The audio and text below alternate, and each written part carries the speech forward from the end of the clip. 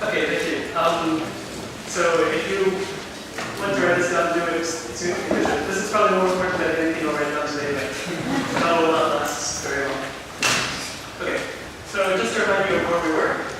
So we have a contact manifold with one data space, and we have a Legendre submanifold. And out of this we get some sort of differential graded algebra. And it's over a coefficient ring, which is the group ring of relative H to a P relative. And it's generated by generators,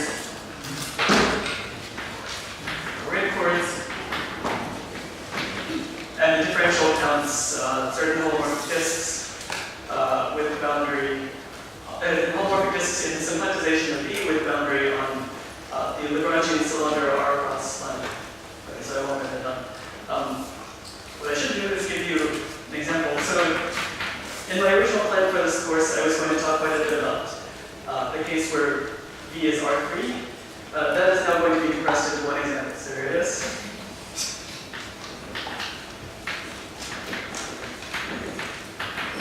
This is an example that Frederic drew yesterday, and I think we've seen it several times. So this is the Legendre unbound R3. So with the usual context structure, which is dz minus y dx. In the xz plane, it looks like this. In the xy plane, which is what you actually use to calculate Legendre contact homology because it's easier to see what the rate chords look like, it looks like this. And from here, so the rate direction is just in the z direction, and so the rate chords are just the crossings of this diagram. And in this case, there's exactly one crossing here, and we'll label like A. And so the algebra, so first of all, the ring is going to be z brackets. So this relative H2, it's pretty easy to see, is just z. It's just generated by H1 of the Legendre, which in this case is a circle. I was there with some other shot today, and I wasn't going to read through things. Okay, so this is, we can write this as z brackets t plus or minus 1, this is Laurent polynomials in t. And the algebra is just the tensor algebra generated by one single generator A. The gradient of A is 1, and I actually put this into this little piece of work. I'm going to try it. Okay, so and all I have to tell you now is I have to tell you what the differential is, and the differential on A. It depends on your conventions, but I'm going to give you one convention, which is that it's 1 plus t. Okay, and these two terms correspond to two holomorphic disks, and one of them is, you can sort of see projected here, and the other one looks like that.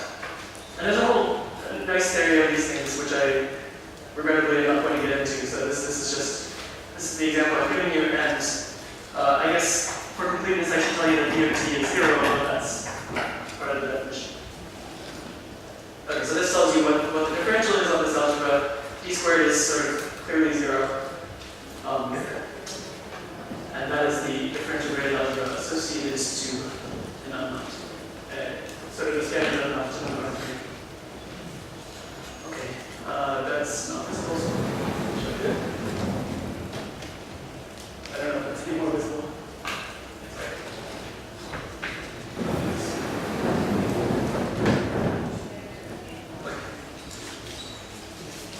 Okay, so that is a fairly simple example. And one thing that I wanted to talk about last time, but ran out of time, so I'm going to spend 25 minutes talking about this computations. So Frederic mentioned this in his talk, so I'll say something slightly more general, but on the other hand, it'll be fairly sketchy. So it's all in the lecture notes. So here's the definition. So let's suppose that we have a EGA. Oh, first of all, let me tell you why we're here. So as opposed to complexes of, say, modules over some ring, this is an algebra, and it's thus sort of harder to calculate homology in some sense. But on the plus side, you have an additional structure, which is the multiplication structure of the algebra. So the augmentations are supposed to try the multiplication structure, and they also give you a way to get some sort of more easily calculable invariant. So here it is. So suppose that you have a differential graded algebra over R, and let's say that S is some other ring that has a unit. Okay, so an augmentation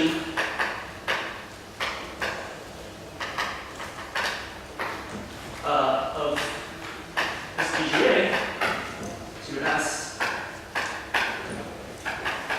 is an algebra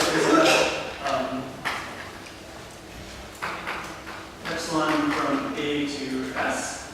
So this is supposed to be an algebra map of this. Let's say a gradient map. Green map. Green normal green. That's supposed to go from A to S, and it's supposed to send sending the differential to 0. So I'll just make this part precise. So this says that if you take the differential on A and you apply this map epsilon to it, you get something that's the map that's identically 0. And epsilon of 1 is supposed to be 1. So this is 1 in R, this is 1 in S. And finally, the gradient part just says that epsilon A is 0 if the gradient of A is 1. Okay, so it only sets things in degree 0 to 0. And I just want to note that such a thing restricts to epsilon, which also epsilon from R to S. So the point is that A is a differential graded algebra over R. That includes in particular R itself. So that's sort of the bit of A that's generated by the empty word. And so this in particular gives you a ring homomorphism from R to S.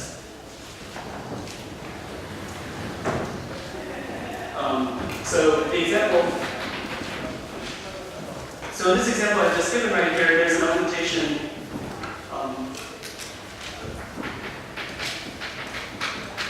to Z. So here S is equal to Z.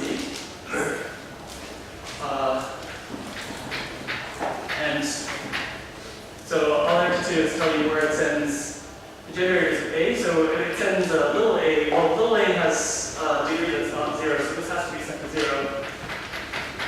But this map also does something to T and T inverse, and what it does to T is it sends it to -1. And epsilon of T is -1, and the point is that epsilon of 1 plus T is 0. And so that satisfies that epsilon goes with T is 0.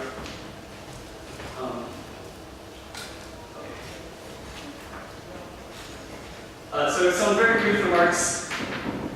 Again, I don't want to spend too much time on this because we'll talk more about augmentations tomorrow, but just in case, so some of you have seen this before, and then this is probably all clear, but otherwise, just a little bit of general remarks about augmentation. So one of them is that any augmentation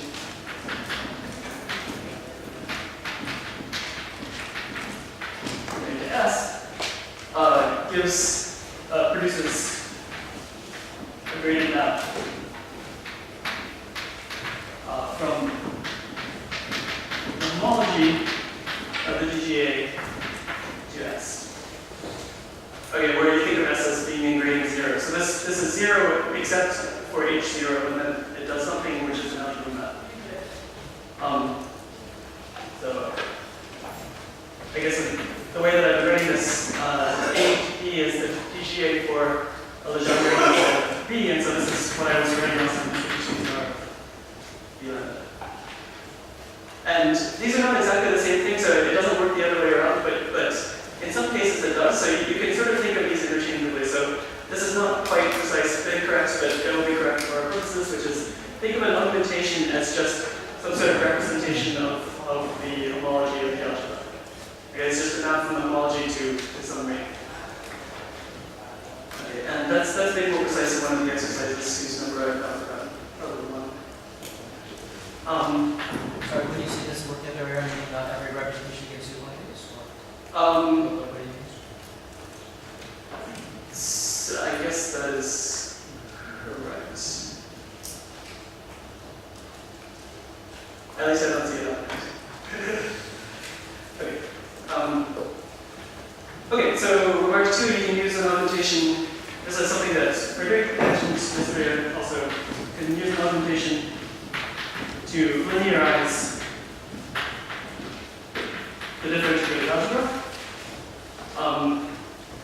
And so instead of taking the entire differential graded algebra, you can take some sort of quotient of it that's a module over S that's finitely generated. So in place of the entire DGA, you end up with a complex of graded S modules, which in general, if they're finitely grid chords, then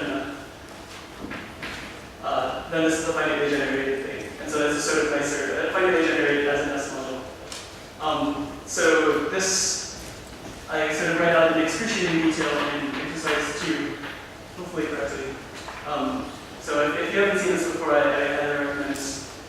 That's a useful thing to work through. And the third thing is, for those of you who are more geometrically inclined, this is all sort of algebra.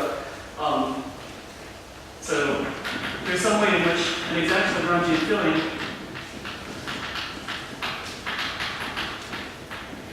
of your Legendre. So that's, you're supposed to think about your Legendre as being one boundary component of some, the boundary of some Lagrangian, and this will in general give you some sort of augmentation. So I won't talk about this, but there's some sense in which you can think of many augmentations as being sort of geometrically derived, so they come from some sort of exact Lagrangian filling. This is certainly also something Frederick talks about a bit. Okay. Good? Is it clear which ones, is it algebraically clear which ones come from fillings, or? It is, sorry, so the question is it algebraically clear which ones come from fillings? And there are some necessary conditions. It is not always clear.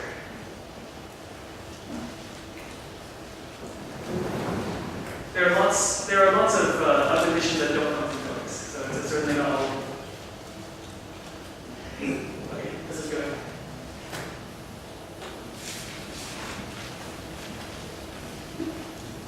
Okay. So, what I'm going to do for the rest of today is actually somehow define non-contact homology. And this will be in a purely combinatorial way. So, the word combinatorial maybe is done in that time. So now maybe I'll say this will be done in a purely algebraic way. That sounds more impressive. So this is I'm teaching a mini course. This is a luxury that I have here is I can actually define the invariant, which I almost never do. And I'll do it in lecture 2, as this is lecture 4. Okay. Sorry. Actually, I think you can go through, your life fairly halfway without knowing the definition, so you can also just tune out this. It may make some things on later days make more sense. So let me just remind you of what the sample is. So we have an option set of R3, and then what we get out of this is we get the conormal, the usual conormal sitting inside of S2 star of R3, which is one less is S2. And this is topologically it's a 2 course, but it's a Legendre. Okay, so let me just make a definition. I need this to have some name, so I'm going to call it the not-DGA. K is the Legendrian contact homology differential graded algebra for under K sitting instead of S2 or 3.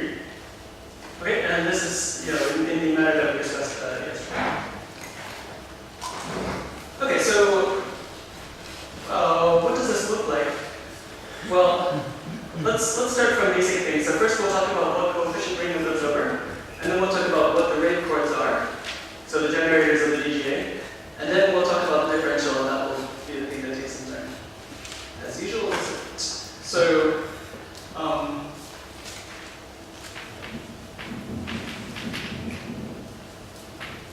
what's the coefficient ring? Remember the coefficient ring, it's the H2 of ST star R3 and lambda K. Now topologically this is R3 plus S2. This is T2. Easy exercise in algebraic topology to see what this is. This is in fact it splits. There's a part that comes from H2 of this, if there's an S2 factor, and then there's a part that comes from H1 of the two torus. And that's, so which way do you want to write this? H2, whoops. S2 plus H1 of T2. So this is Z plus Z squared, which everybody else knows as Z cubed. So this is, so I'm going to do this group multiplicatively, because we're going to have to take the group ring of this, multiplicatively. So it'll somehow be easier to write the generators multiplicatively, and the generators I'll write as U will be the generator in the Z factor, and lambda and mu will be the generators of the Z squared.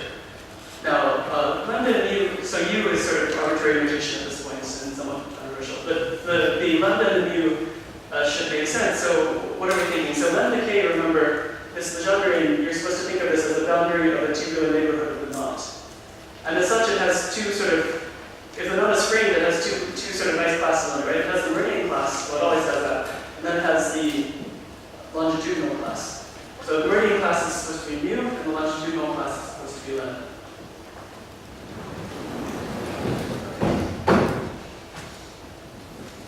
Is there a preferred timing on that longitude?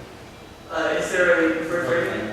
Yeah, so you can go one of two ways. One of them is to say, no, you can use whatever frame you want, but then the other, more honest answer, given what else I'm going to tell you, is just pick the zero frame, the separate frame.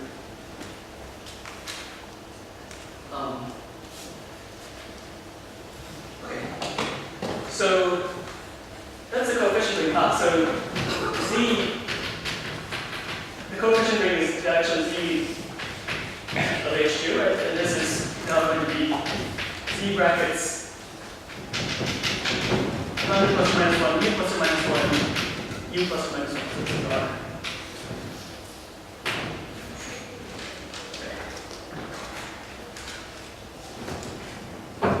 So that's the ring. What's the algebra? Well, so to tell you the algebra, remember the algebra is just some tensor algebra over R that's generated by rate chords. So all I have to do is tell you what the rate chords are. So there's an exercise which apparently is 8A. It's only that far in the exercises. I tried to make it chronological, but there's further parts of the exercises that mean things that we won't talk about today, so that's why it's further on. But this is certainly something you can do now. Probably something you have already. So rate chords of this Legendre actually are something nice, and these are something called binomial chords of K. And what's a binomial chord? That's just a straight line segment. So here's K. It's a straight line segment that begins and ends on K, and such that it's orthogonal to K at the living place.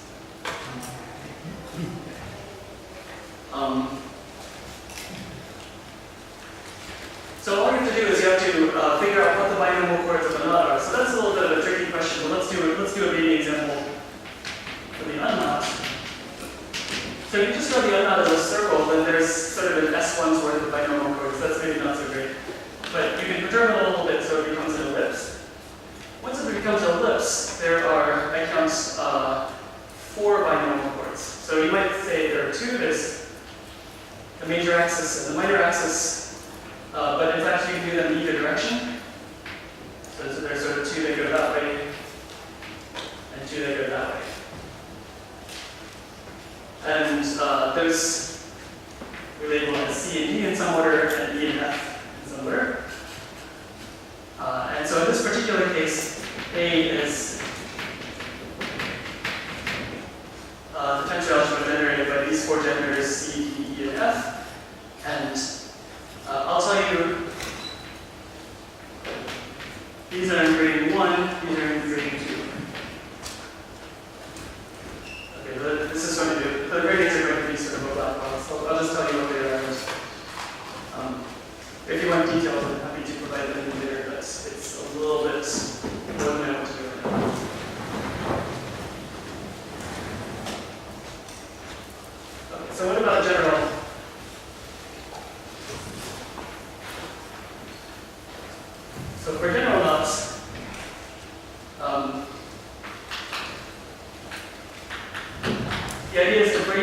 grade your knot around the unknot, which I will also call U, and hopefully that will not be confused with the other U. Try to keep this straight. So I'll just draw a very silly schematic picture. So here it's do not like this. In this case, you can sort of see what the binomial chords are. So there are a bunch of them that sort of go essentially the same as C, D, E, and F. And so those give you essentially, if you have, let's say that K is a closure of a grade with n strands. So essentially, for C, you end up with n squared different binomial chords. One for, you can choose any of n strands here and any of n strands here. So I'll write that as, I'll index those as Cij, Dij, Dij, and Fij. I'll actually write down. So the generators are, so there's going to be Cij for 1 less than or equal to I and j less than or n. Uij, Uij, and Fij. Yeah? So there are n squared of each of these, and just as for the unknot case, these are going to have degree 1. The grading of these generators is 1. The grading of these two generators is 2. And then furthermore, it's sort of an unavoidable fact of life that you're going to end up with some little binomial chords that you don't quite see in this picture because they're sort of sitting inside of, between neighboring strands up here. And those will give you 2 more sets of generators that I'll write as Aij and Bij. But there are slightly fewer of these, so instead of n squared of them, there are n times n minus 1 of them. The point is that you don't have a binomial chord between a strand and itself, but you could between 2 different ones. And this is going to, so the A is going to have gradient 0, and the B's are going to have gradient 1.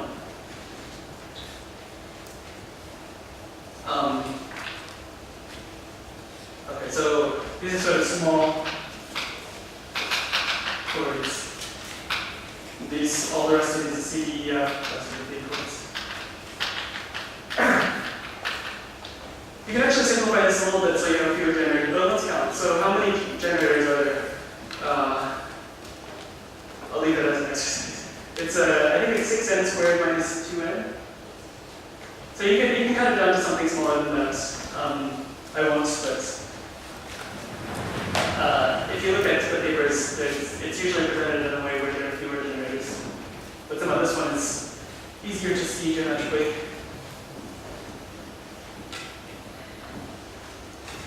Okay. Great.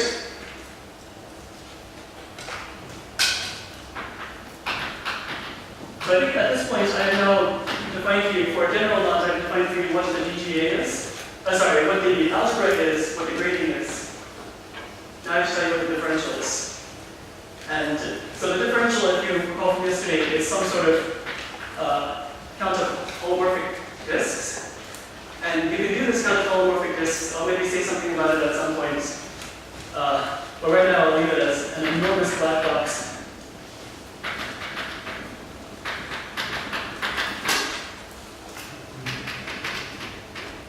Which is in this long paper for us. And I will elide over that and give you what the answer is combinatorially. Okay, so this is sort of, there's a correct way to calculate the differential, which is to count holomorphic disks. And then there's the easy way, which is what I'm going to give you, which you may or may not agree is easy, but it will at least be something you can write down without doing any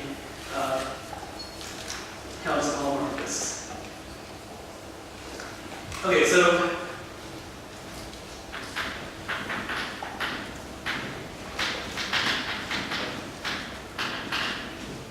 I'm now going to define the differential for you, combinatorially.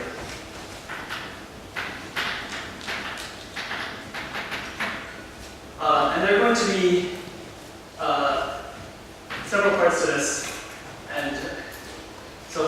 each of them individually. So the first one is a particular homomorphism of the braid group to automorphisms of something. So we'll first talk about this. So to do this, I need a little bit of notation. So I'm going to write script AN. So this is going to be the algebra. So the tensor algebra. Free non-commutative integral algebra with relations. Sorry, I was in free already. So it's a tensor algebra over Z generated by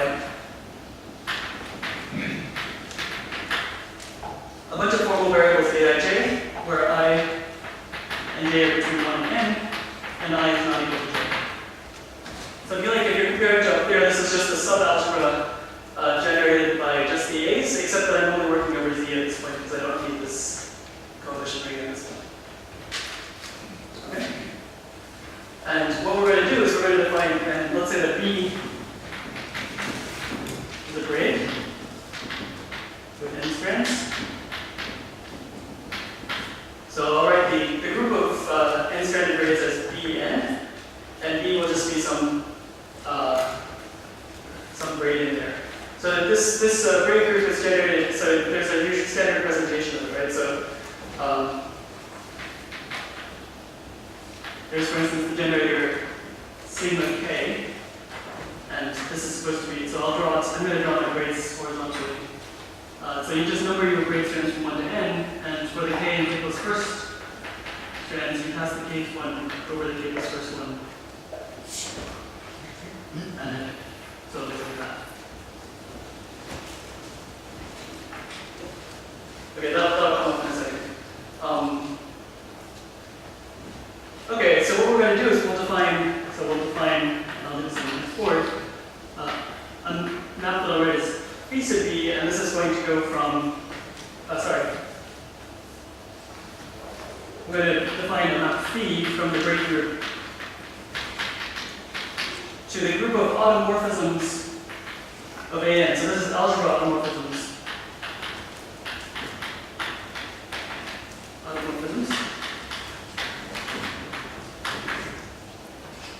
And this is going to be a homomorphism from this group to that group.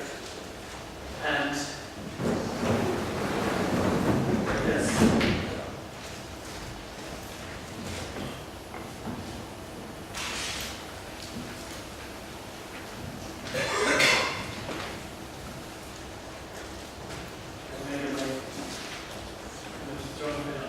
So I'll tell you what phi sends the generator sigma k to. So I'm supposed to give you an algebra automorphism, so that means I just have to tell you where all the generators of the algebra go, and here's where they go. So most of the generators, nothing happens to them. So if I and j are both not equal to k, so you're supposed to read this as neither or of I nor j is equal to either k or k plus 1. So I and j are completely distinct from these two. Right? So then aij is sent to aij. If one of the indices is k plus 1, then you just replace that index by k.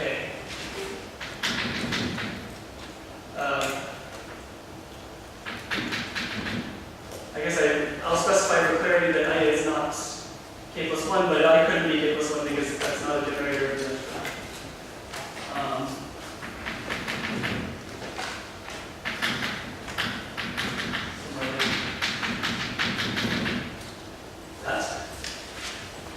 Okay, so that gets rid of things where exactly one of the indices is k plus 1 and the other one is something else. There's a case where one of them is k plus 1 and the other one is k. In that case, you reverse them.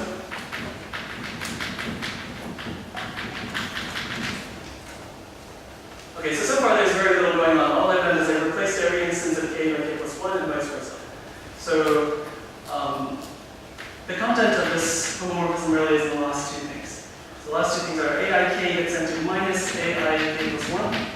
Still not much going on. Minus aik times ak k plus 1. And aki gets sent to minus ak plus 1 I minus ak plus 1 k. So this is for I not equal to k plus 1. And Okay, so these are sort of the important ones. Sorry, could you indicate how to see this AI here on the picture? Do I have to? So the question was, how do you see the AIJs in the picture? So the idea is, if you have a braid that's braided around the unknot, then if you do this in sort of a stupid way, then you end up with all the strands being sort of parallel to each other, except maybe where things start rotating around each other. That's not so great. So you perturb it a little bit by Morse function. So there's one point at which all the strands are very, very close to each other, and then one point where they're sort of far away from each other. And when they're very, very close to each other, that will give you these AIJs. Those will give you binary chords. And when they're very far apart from each other, that will give you the BIJs. So that's pretty much it.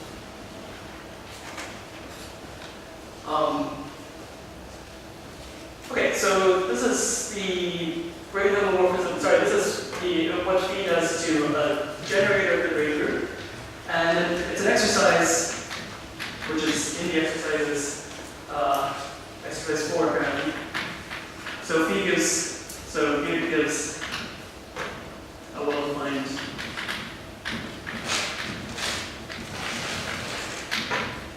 map of the whole thing. So this is just checking that the braid relations are satisfied.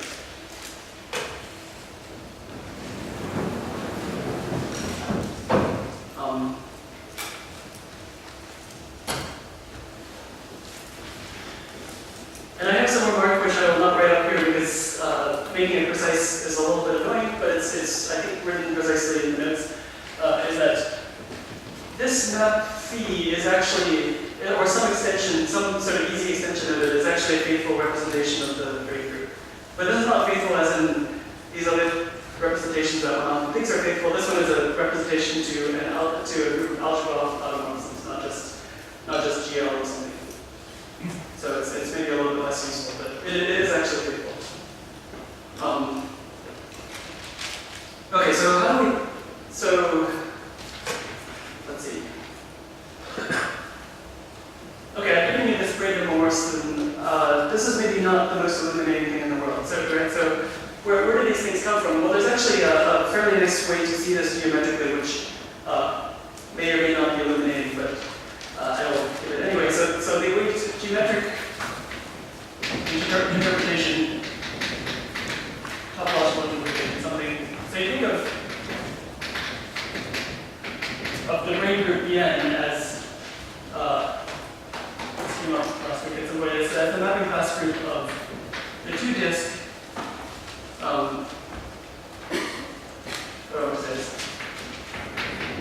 With the number of interior functions. So the two disks with the number of interior functions.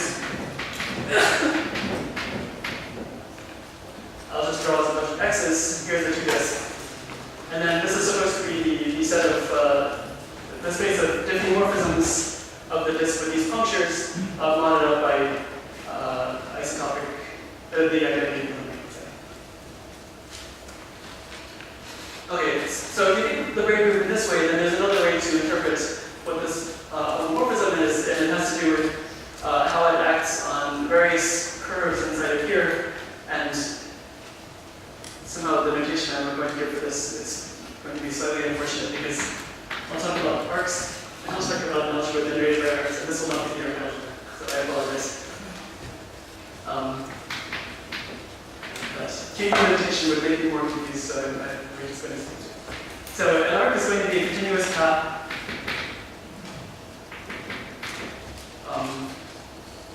in D2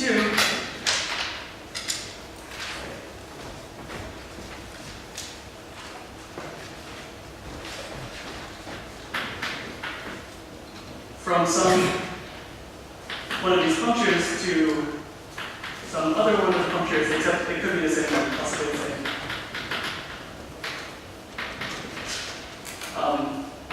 Except I missed the most important part, so it's not D2, it's D2 minus the punctures. And of course, I don't quite mean this because, of course, it begins at one of the punctures and it ends at one of the punctures. So I mean, everywhere inside of the arc, it's supposed to not hit the punctures. Okay? And let's consider these up to homotopy with fixed endpoints. So for instance,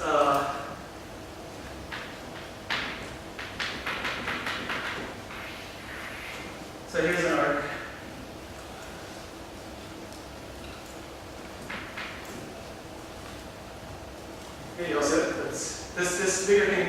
Actually, I'm going to start leaving out the unrated disk. That's just annoying to have to keep going. Okay, so this is an arc, and this is going to be the same thing as just that, right? There's nothing that's stopping you from just deforming it so that it ends up like this. You don't have to pull this through any motions. Okay.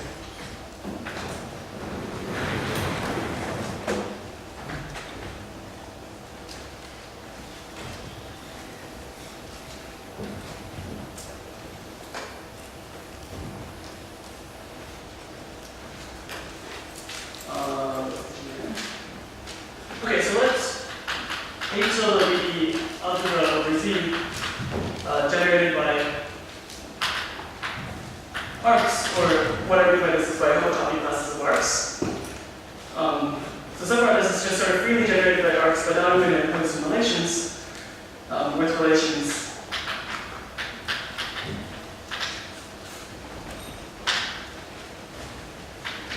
One thing I'm going to do is I'm going to start putting little brackets around the arcs, just so you can, just to distinguish them from each other. It'll just make things look a little bit nicer. Do you allow self-intersections? Do you allow self-intersections? Yes. That's an excellent question. In my original version, I didn't because it wasn't necessary, but for other applications, it's actually good to allow self-intersections. I'm going to draw you two arcs. So this is going to be sort of in the manner of a scaling relation. So what you're supposed to think is, here's an arc that passes just above this puncture here, and who knows what it does outside of this region.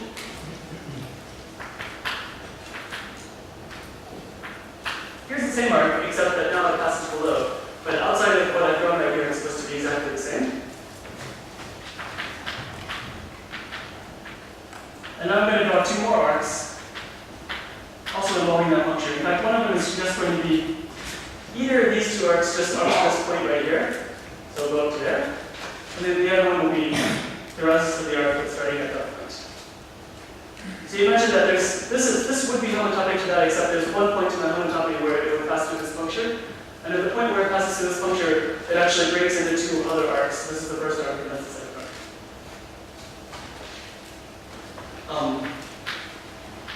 The second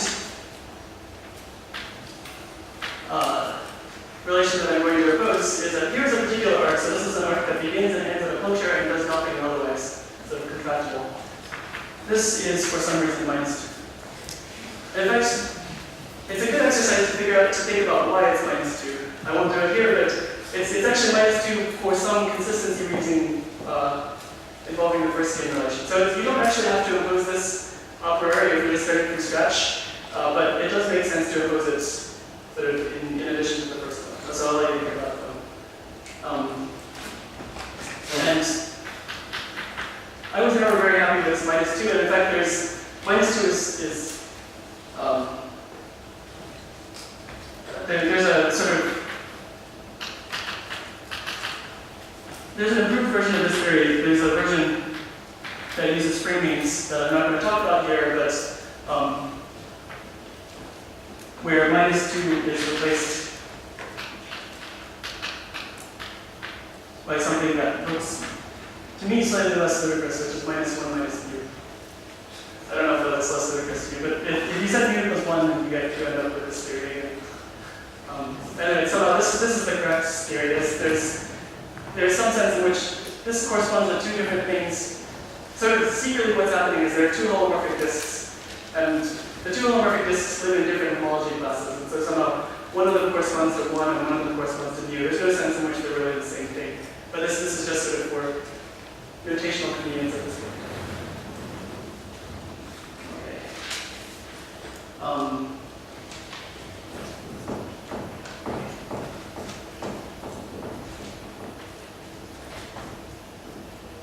Okay, so I just completely out of the blue pulled up this new algebra. There are lots of algebras running around right now. This is for A tilde. But now I'm going to tell you why I use this. And so there will be a proposition with two parts. So there's this isomorphism we're in isomorphism. Which way do I want it to go? From AN to A tilde. So AN is, remember, is the algebra that's generated by the AIJs, where IJ go between 1 and n, and I is not equal to j. And so now I can tell you what this isomorphism is. So phi of given by phi of AIJ. So I'll give you two examples. One of them is, well, two cases. One of them is I is less than j, one of them is I is bigger than j. And all it is you take the I puncture, the jth puncture, and you take the arc that connects the ith puncture to the jth puncture and goes above everything else. So this is sort of more reminiscent of the other algebra. It's not the same thing. And if I is bigger than j, then the point labeled by I is over here, and the point labeled by j is over there. Same deal. It's just a good deal. So it goes from 1 to j. Was all so oriented? Oh, did I not say that? Sorry. Yes. Oriented. Yes. So that's the first part of the proposition. That's not so hard to prove. And you'll note that you could have an arc that goes from I to itself, but then by the second scheme relation, it's going to go away, so that's why it's not there. And the second proposition is that, the second part of the proposition is that this isomorphism identifies the two things that, two sort of fairly natural things. So one of them is, if you have breaks, then you have this map that I just defined right here, B sub B. And on the other side, so this is the algebra generated by these arcs. Well, remember I was supposed to think about the braid group as the mapping class for this. So what that means is that the braid group, an element of the braid group actually acts on all arcs. But by so you get some sort of diffeomorphism of this punctured disk. And so that induces a map from A tilde to itself, and I'll just write that as B. So this is actually the mapping class group. Mapping class group action. And the statement of the second part is that this can use. Okay, so up to this isomorphism phi, you can think of the capital Phi, you can think of this great homomorphism little phi as just being sort of the standard action of the mapping class group. So maybe instead of proving this, I'll give you an example. An example which requires me to erase this. Maybe I can just erase this one.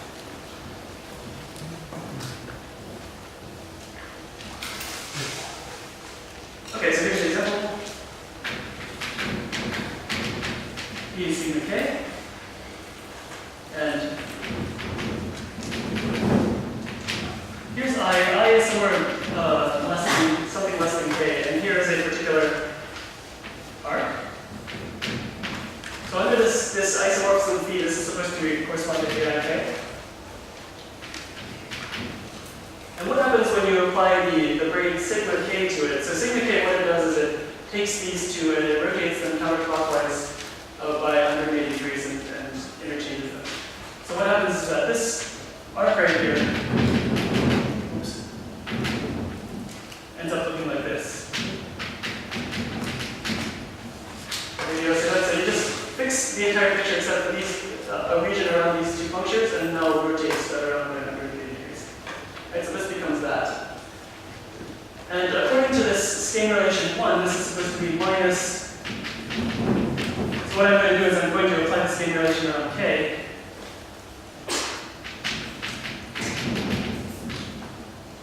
Minus that, and then minus the product of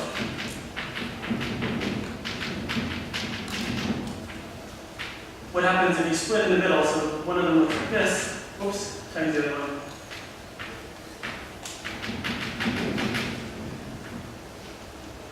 That. Now you can see it. Just erase this square right here.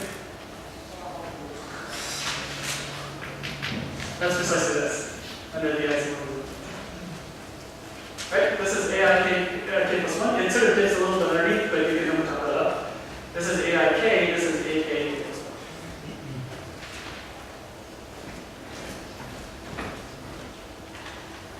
There is some reason I'm doing this, which hopefully, if I'm not too slow, I'll get to tomorrow.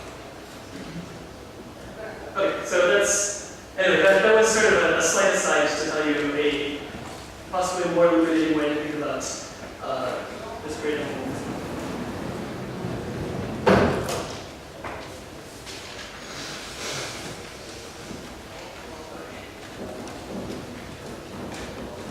So, many blackboards ago, I wrote down 1 great animal instance. So now 2.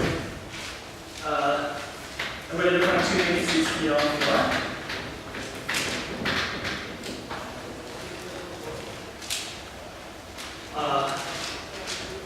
And this will be sort of the last preliminary thing before we actually define the differential. So in that Bn and Bn plus 1, so this is the braid group on n strands, this is the braid group on n plus 1 strands by adding a non-interacting strand.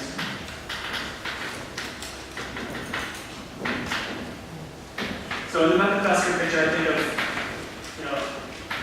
I have a bunch of punctures 1 through n, and then I'm just going to add in, I'm going to throw in 1 more puncture, which for some reason I will label by an asterisk, and not an n plus 1, and that's just because I want to actually think of it as some separate thing.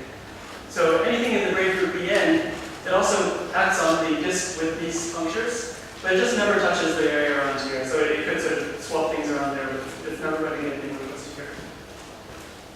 Okay. So then, suppose that you have a gradient Bn. So now this is mapping into Bn plus 1.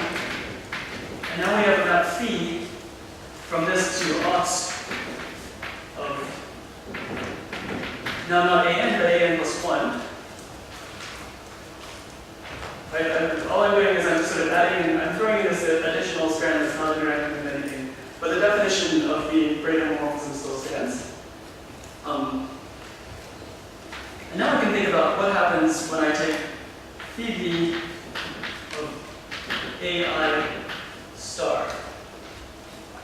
Okay, ai star, okay, so technically my definition of an means that a generator of an plus 1, there's a generator that looks like ai comma n plus 1, but I'm just replacing n plus 1 by stars too, because it's, again, it's some sort of distinguished thing. But you can think of this as n plus 1. Okay, so if you apply the braid homomorphism to this thing, what you'll find, and this is sort of easy to see if you think about this in terms of this isomorphism, any arc that sort of starts over here and ends there, you apply this braid to it, it's still going to end over here. There might be like stuff in here that goes around for a while, but it's going to end up over there. And what that tells you is, once you apply the scaling relations, that you can write this as a sum of terms, each ending in something that looks like aj star for some day.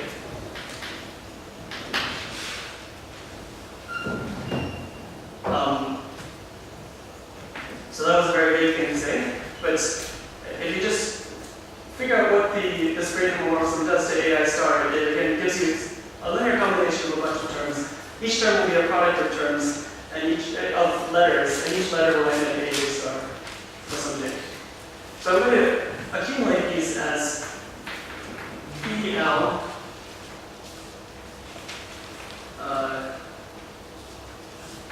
if I want to remember the braid B.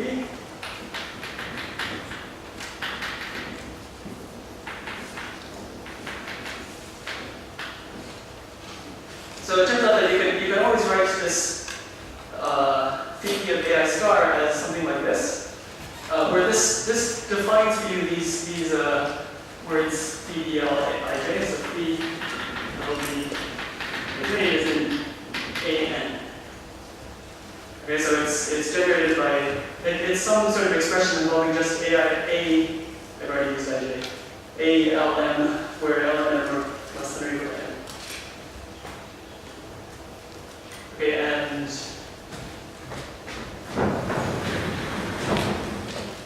so it's not completely clear from what I just read right here, but this is the definition of phi l d ij. Okay, it's the element inside of A and so that this equality holds. So this defines this. For I between 1 and n, and j between 1 and n.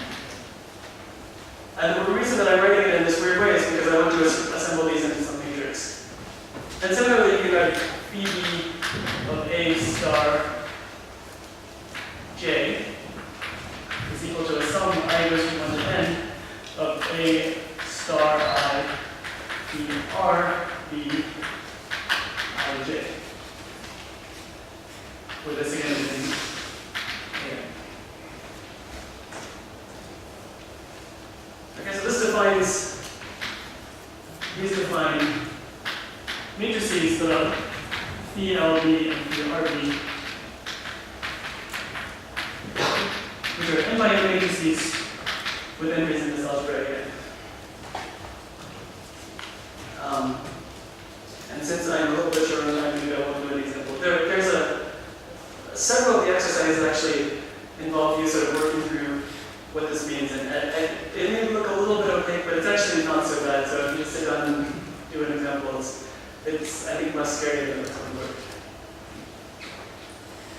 Or if it doesn't look that scary, then it's even less scary.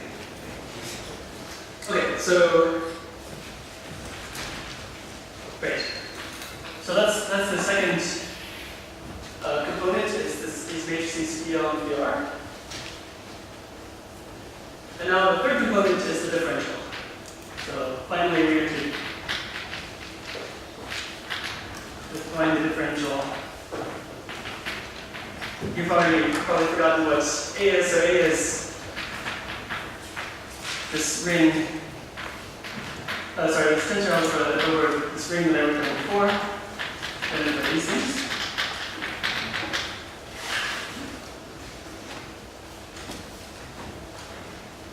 So in order to write down the differential, it's convenient to assemble these A's, these C's, etc. into matrices, as you might expect. There's sort of essentially n squared of each of them.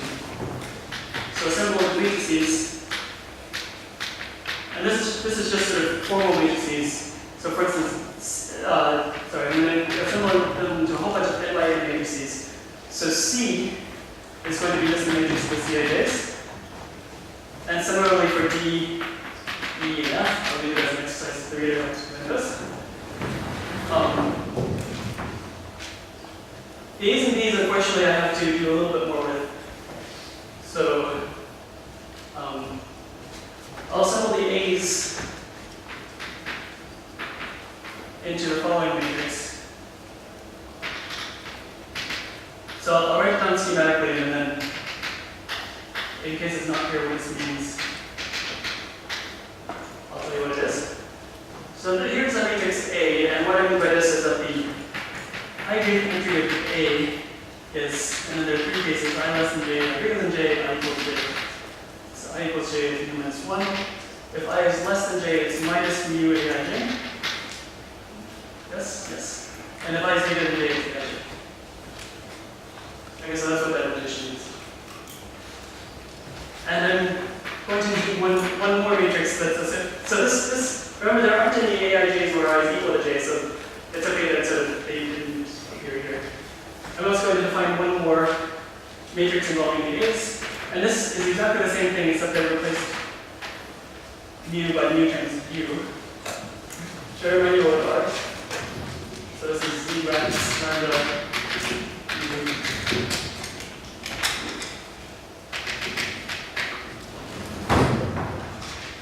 Okay, so there are these three parameters lambda, mu, and mu floating around.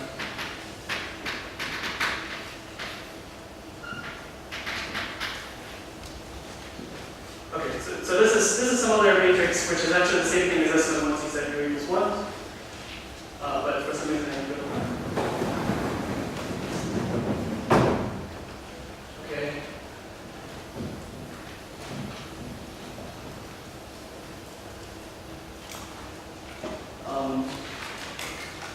Finally, three more matrices. So B is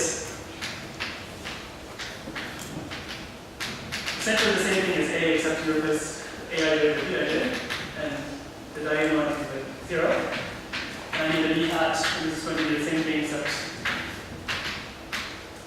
draw the limits. So if you are getting lost, it should be almost in there. The answer is going to be this.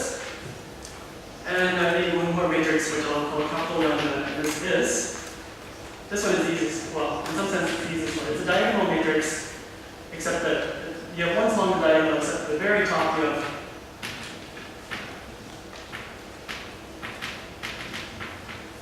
this. Well, that one should be sort of further over. I don't know why I put the dots around that.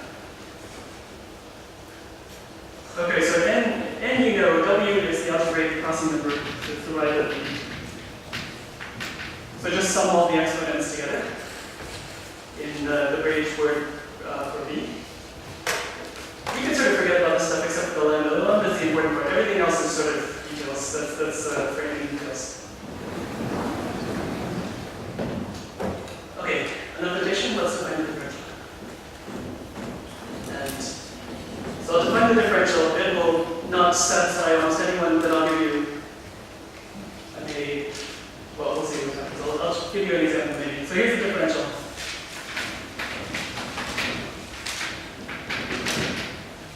D of A is equal to 0. So what does D of A mean? That means you just apply the differential to A. So what this says in particular is that the differential of Aij is equal to 0 for all Aij. This is just some sort of fancy matrix way to say this. Sort of compact way to say this. Okay, so maybe I should say, when I write something like D of B, this is the Aij entry is the differential of the Aij entry of B.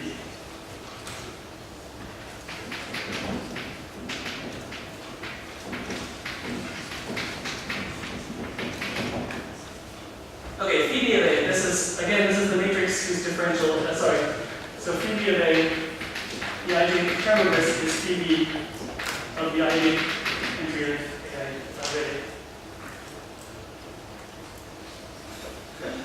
So this tells you what the differential of the B's is. You just sort of read it off entry by entry. This thing is some sort of matrix expression. You just take the Ij entry and somehow that gives you the differential of the Ij. Okay, I'm essentially out of time. So let me just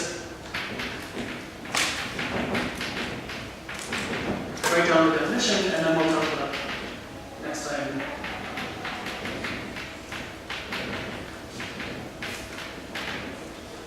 This is essentially just so I can say that I've actually defined this.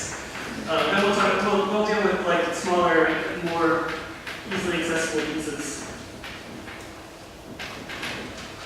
next time.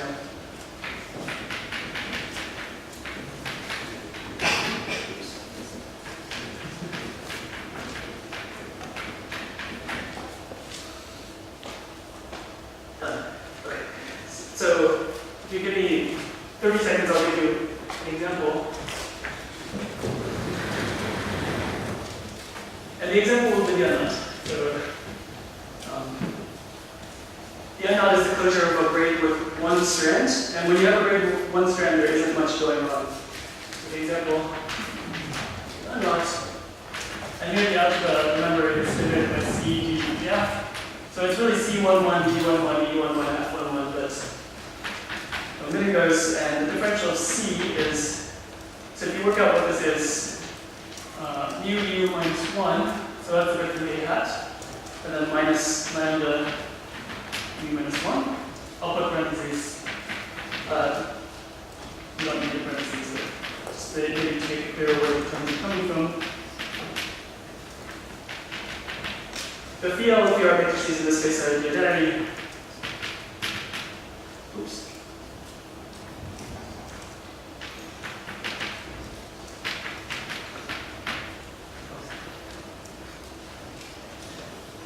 So exercise d squared is 0 in this case. That's so hard to check. And this actually is completely follows from this definition of the differential. So if you've gotten confused by the definition, this one is very easy. It's just to sit down and write down what's going on. One of the exercises is to do this for a more interesting grades, and there you have a few more terms. But I am over time, so let me stop there. Thanks.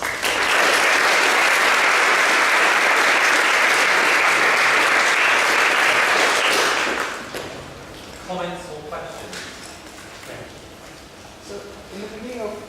you made a significant choice that you wanted to grade or not around the unknowns.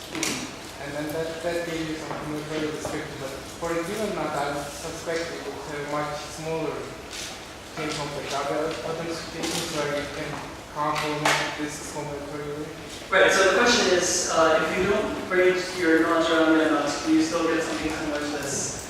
More or less, that's your question. So the answer is yes in some circumstances. So for instance, if you give me a knot diagram, oh no, the answer is no. In general. So what I was going to say is that if you set u equals 1, instead of forget about the u's, then there is a way to do this. If you're given a knot diagram, then you can write down, again, the number of generators is actually going to be more or less the same, where n is now the number of crossings. But the differential is a lot simpler. So that's one way to go is if you have a knot diagram with n crossings, you can get some sort of thing like this. And in a lot of cases, you can make that smaller. In fact, there's some exercises sort of where I talk about for 2 bridge knots, for instance, you can really reduce the number of generators you need. If u is not equal to 1, if u is sort of general, then I think that such a thing exists in general, but I don't know how to do it, so that's an interesting open question.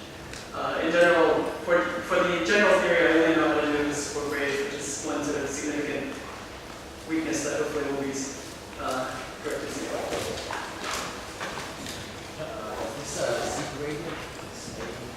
So the question is A z graded, and the answer is yes. It's graded over z, and in fact it's graded over the natural numbers because all of the A, B, C, D, E, F are all grading after 0. But yes, it's over z and not over something quotient. Any other comments or questions? If not, we'll thank Lenny again for reviewing the course.